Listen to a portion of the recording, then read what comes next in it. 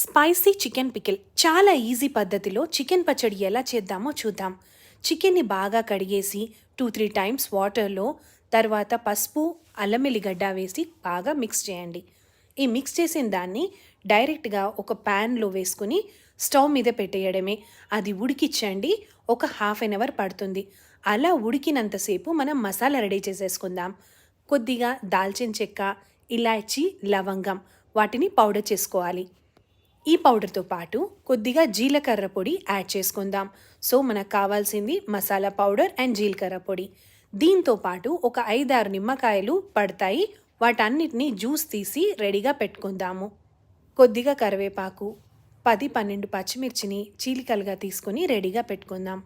30 minutes ఉడికిచ్చిన chicken పీసెస్ని డైరెక్ట్గా మనము డీప్ ఫ్రై చేసుకోవడానికి ఆయిల్లో వేసుకుందాము. డీప్ ఫ్రై అంటే 80% ఫ్రై అవ్వాలి.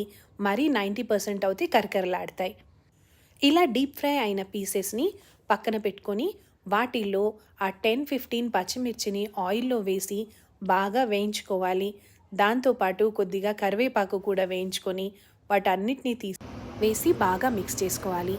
టేస్ట్కి సరిపడా కారము, ఉప్పు వేసి మళ్ళీ దాన్ని బాగా మిక్స్ చేసుకోవాలి.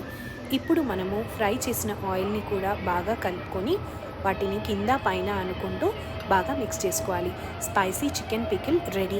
మీకు కూడా నచ్చిందనుకుంటాను. తప్పకుండా సబ్స్క్రైబ్